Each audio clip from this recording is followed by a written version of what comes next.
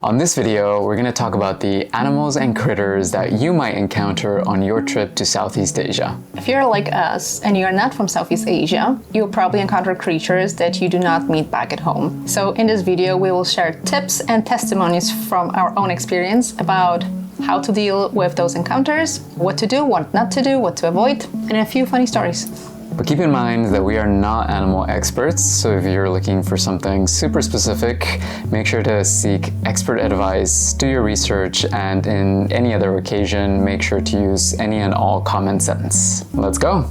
Let's go.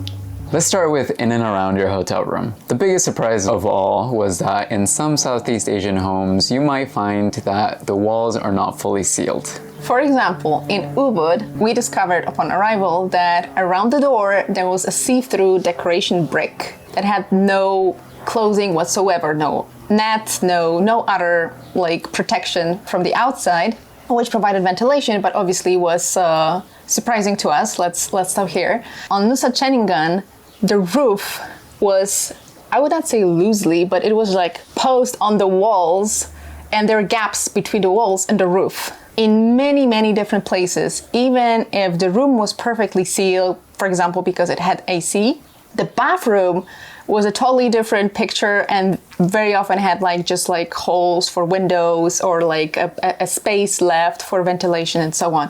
And even in places where everything was sealed, so it looked like a normal hotel room, very often a very easy access to your room is the sewage opening. And in Southeast Asia, you would have a little crate on the floor, on your bathroom floor, and well, things can come out through there, and I will leave it at this. But don't freak out. Even despite all of that, we didn't have too many in-room incidents. All right, let's kick it off with the obvious culprit, the cockroaches. The cockroaches have very bad reputation internationally. Again, we're not animal experts, but apparently they are pretty harmless in general, unless the place is infested and stuff. This didn't happen to us. They will apparently not approach you, and we didn't have any any encounter like this.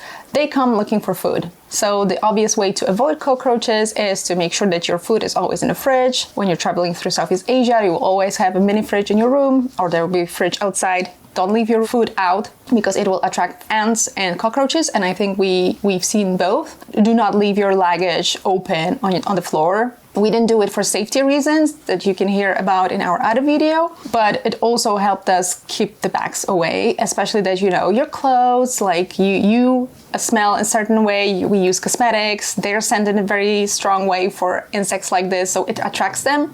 And it also helps you avoid a surprise when you're trying to lift your bag and you find a cockroach inside. 100% happened to me at the beginning of our trip when we're still kind of figuring out all of the good tips and practices.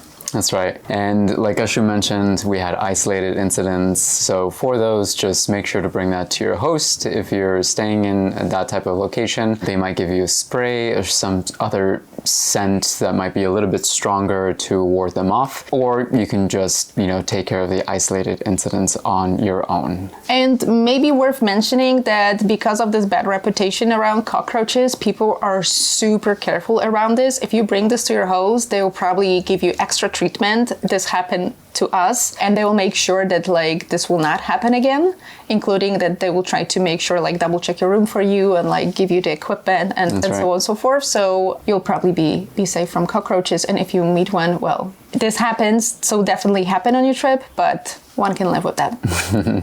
Another one to be mindful of is bed bugs. It wasn't something that we encountered on our stay. This can happen anywhere around the world, but just like any sort of, prep for any trip, just make sure to read reviews online about wherever you might be staying. You don't want to accidentally stay in a location where you might encounter them. Make sure to read reviews and what others have said about the location where you'll be staying on your trip. And now on the more positive note, another animal that you will meet a lot, especially in Indonesia, are little lizards. Or we think they're geckos, not an expert again, but these are those especially when they're young, they're quite small. And because they can climb in all directions, well, they make it very easily in the wall. You will see them very often in the evening in restaurants, sitting up on the ceiling or high on the walls. And well, because of the openings in the wall, they can make it to your room very easily. They're pretty harmless. They are actually useful for you because they catch insects. So mosquitoes and flies, they'll be your friend there. You'll probably not notice them upon arrival. We didn't notice them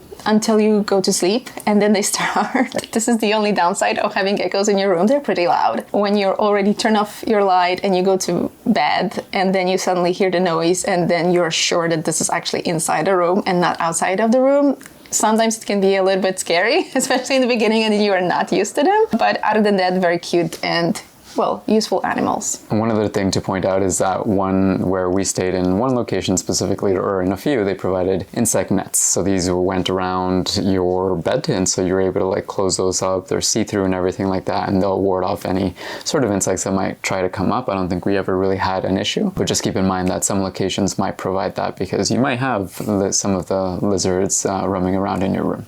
It's probably more for mosquitoes, no? Mosquitoes as well. The next animal. Bats. We all know bats. We probably encountered them in the evening or at night, but having one living on your balcony, in Ubud, we had a bat living on our balcony, and the host warned us. At the beginning, we were a little bit like, oh my God, what do we do with a bat living on our balcony? But it was totally harmless. The whole concept is that the bat obviously is a nocturnal animal, so different schedule than ours, and it was just a little bit noisy because in the evening our bat would grab a fruit from a nearby tree, it would come to our windowsill and drop the fruit to break it into pieces, and then it would drag itself through the balcony floor to eat the pieces of the fruit, and it would do it every single night. So with the few days that we stayed there, we just got used to it, and it was like a funny incident. We actually never saw the bat, but like apparently it was like one of the little ones. But yeah, that was something that I've never encountered before. Quite talented, and from how Kashi described it, it sounded pretty big, but it was quite small. In other instances, in Bali specifically, we encountered much larger bats, some that were either in caves that we went to check out when we were riding around exploring some of the temples. On other occasions, they had some animals on display, others that we'll describe, but there were much larger bats. So this is another one that you might encounter on your trip as well. And sometimes in your room.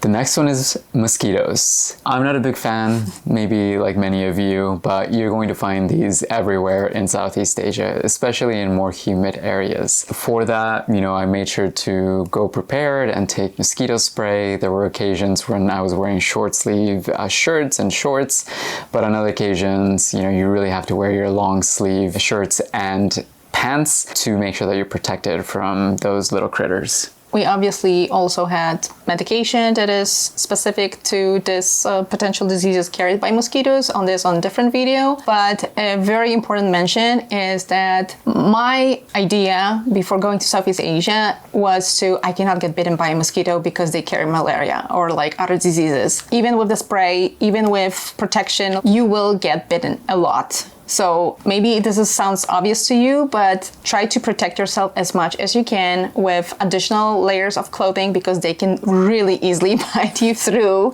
They're smart creatures, and protection is very important. And on another video, we'll leave the cliffhanger there. We have a story to tell you about that. And obviously you'll encounter many more animals around your room, probably not in your hotel room, but around your room, like probably dogs and cats and so on. But sometimes you'll run into surprises. For example, one of our hostels has geese were actually pretty funny. I do not have that much experience with geese, and they were chasing the customers around the courtyard, which was super funny. And you have to deal with this. So yeah, be prepared. It's a fun experience. Animals will be there waiting for you around the hotel room. Make sure to give them space. If you give them enough space, they really shouldn't bother you. There might be exceptions, but we had an interesting stay there. And now moving more into urban areas. One of the animals that you'll find is, as many of you know, dogs. You'll encounter a lot of different stray dogs, and you want to make sure that you're prepared. So you always want to give them their space. Nothing might happen, but carry a stick, or like us, we had a tripod for our camera. Another tip is to carry a small hand alarm like this one, and especially after dark, we were using headlamps for our personal safety and visibility, but this is something that, stray animals, wild animals avoid, and this what kept us safe, or we felt safe and secure with this, knowing that very often, like, there will be a lot of dogs, there are not that many people walking around, and you as a tourist will walk around a lot, and they will try to follow you, sometimes they will try to approach you, and you need to kind of like stay calm, but know that you sometimes need to defend yourself. It didn't happen to us. And why is it important? Very obvious. One bite from a stray dog will probably make you want to go to emergency room just to get extra rabies shot, and potentially you will have to change your vacation plans just to make sure that nothing is happening to you and that you're healthy. So extra caution with an animal that you think you know is always recommended. Moving on to the most common wild animal that you will probably encounter on your way if you're traveling to Southeast Asia: monkeys. Monkeys sound very exotic or fun for me or for people when they go to Southeast Asia. The species that we met the most are the macaque monkeys. That's right. And they're quite big, to be honest. They're like to your knee when they're seated. Adult monkeys can be even a little bit bigger, so think about like a medium-sized dog. And people usually think that they're like fun to interact with, they'll be so cute and so on. Monkeys are still wild animals, and they're wild animals, but actually that got very used to humans, which is not always a fun mix. We had many encounters with monkeys because they are very present in many touristy places. In some places, they're actually considered saint animals or used to be saint animals. So for example, in Ubud, you have the monkey forest. They live in many temples in general, so they encounter many tourists. This developed in some groups behaviors that are not always tourist friendly, let's call it this. And just give you one example, because Bali practice Balinese Hindu, monkeys live in many temples, and the most famous temple where people come to meet monkeys is the Uluwatu temple. Monkeys obviously can go everywhere as saint animals because of the wild crowds that go there every single day to see the Kecak dance. Monkeys encounter and interact with tourists a lot, and they learn to behave sometimes in a very aggressive way. We kind of already encountered monkeys in Ubud, so we knew how to behave around monkeys, but people come and they kind of try to actually provoke monkeys or interact with monkeys, and we've seen sunglasses, phones, cameras being stolen because the monkey's trying to take it away, and then obviously probably people were trying to get back and they were giving it food. So monkeys learned this behavior and they were trying to provoke it, and we've seen people losing really valuable things this way that evening. Along the same lines, at Angkor Wat, I had two incidents. One was one morning where we were catching the sunrise, and I think that we were about leaving for that sunrise. We had specifically packed breakfast, and we had it in a separate bag and so on. And we were on our way out, and from out of nowhere, a monkey just came up and snatched the bag out of my hand. They really just want food, and so they'll grab any bag, trying to find any food that they can eat. So they grabbed my bag, it ran off with it, and that was it for that. So you have to be careful. The other one was I was packing up our things into our scooter, and I was just about to hop on. I think I was packing it into just under the seat, and I think a monkey spotted what was a banana in my seat. Again, a snack for breakfast, but it spotted it. It came up to the scooter, it snatched it, and ran off with it. So food is their primary target, and just be mindful and keep it in your bag at all times. Yeah, so the same advice as for the stray dogs. You literally need to come equipped. It sounds ridiculous, but you need to have something to protect yourself depending on how courageous monkeys in this particular area will be and how accustomed they will be with humans. And some are really, really forward, and they already know that they can take whatever they want from humans. So be prepared for that. They're still very cute and valued animals, and like I said, they're in some parts they're considered saint or protected for this reason. But make sure that you also come protected, that you have your food, or the best is to come without food. This is the advice we were given. Keep food in sealed package. So for example, if you have prepackaged food, do not open it before visiting the place with monkeys, or seal it in plastic or whatever other container, the way that smell doesn't go out of your bag. And the best advice is also to keep your belongings in a separate bag. So this is what we did at Angkor Wat. We had food in a separate bag.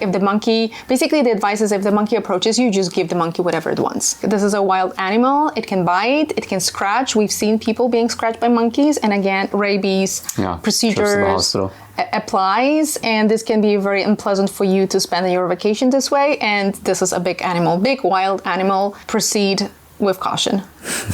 Now let's move on to the beach. We had some amazing stays by the beach in many of the locations that we went to. One specifically was Korong. Korong had beautiful white sandy beaches, blue crystal water. But along with it, you also, and it was new to us, we encountered what was known as sandflies. And these sound just like the cousin of any typical fly, but these live in and around the sand, and specifically in Korong, but I imagine in other locations as well. And these critters, they bite, right? So I think that either they come out early in the morning or late at night. They're out and about, and if you have your bare feet in the sand, you just keep in mind that you might get bit. I don't know if we had any sort of repellent for these, but it's just that they're active. Socks and shoes. They're active, and just keep that in mind when you're visiting any beach.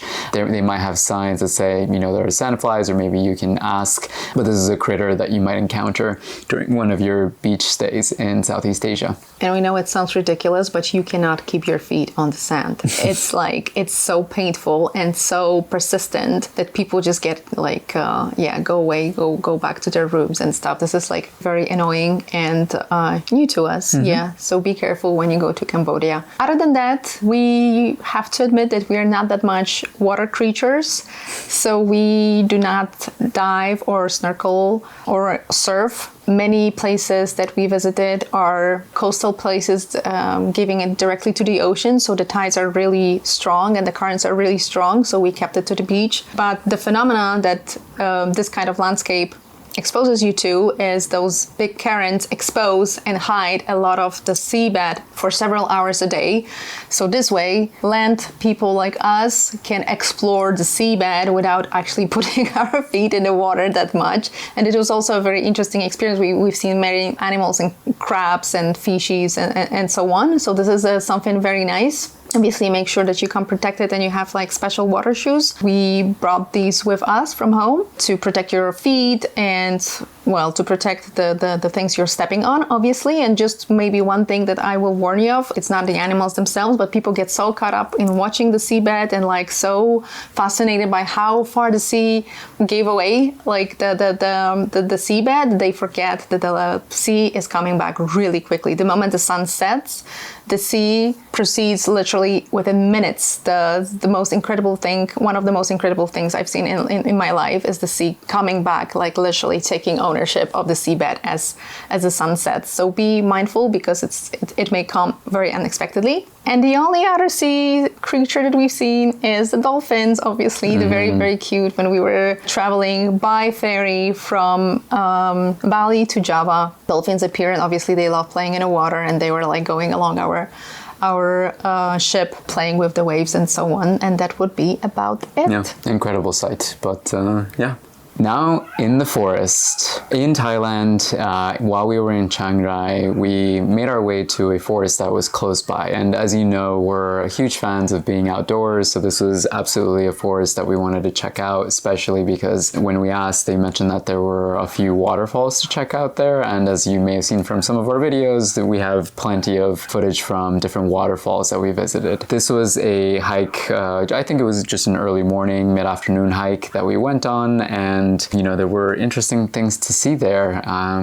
Yeah, but we arrived at the place, and obviously a national park.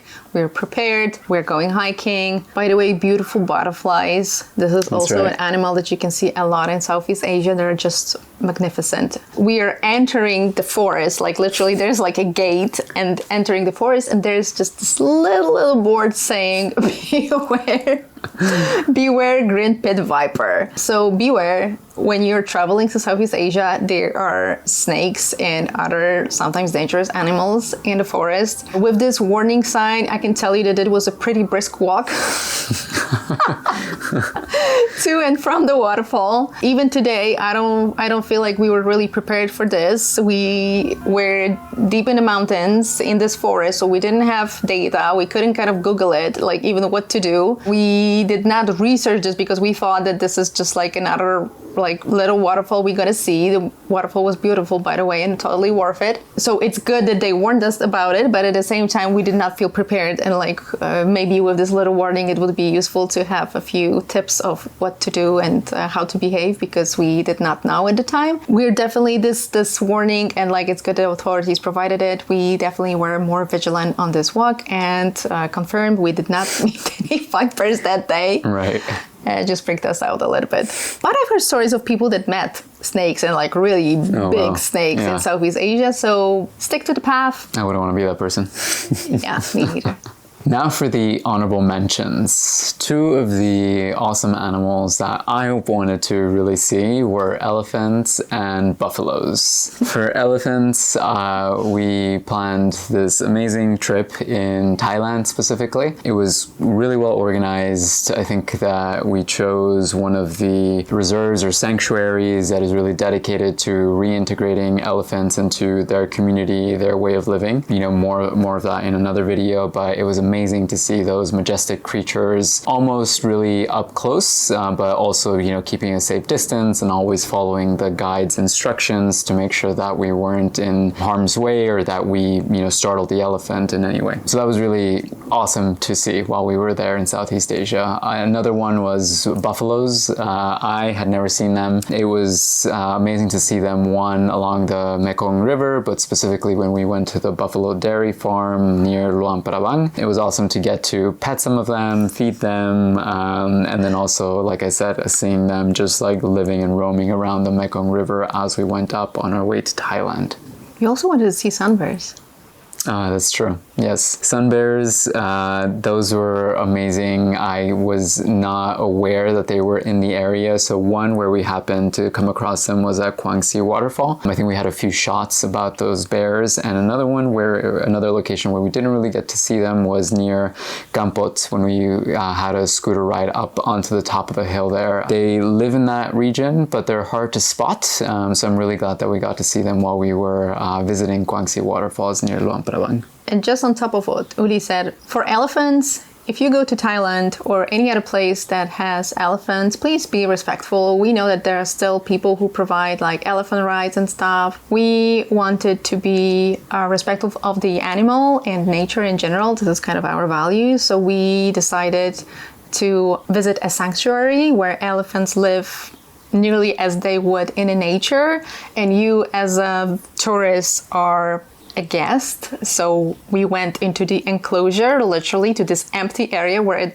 these elephants roam freely, and we were on their turf, and we respected that, and this is how it should be. And even leaving the sanctuary, we've seen places that still offered like elephants chained to some places so tourists can go and enjoy them. Elephants are extremely intelligent animals, and they're hurting deeply in being captive. So this is not what we wanted to contribute to, and we recommend that you do the same. And sunbears, if I remember correctly, they're probably not endangered, but there are not that many of them. I think they are, yeah. And again, because of the situation, we only see them next to the waterfall when they were actually in an enclosure, when they're protected, like their population, they try to reintroduce their population again to the wild, which was an amazing opportunity for us. They're giant bears, by the way, so we would not want to meet them on this scooter bike. It was a great opportunity to see an animal that is so rare.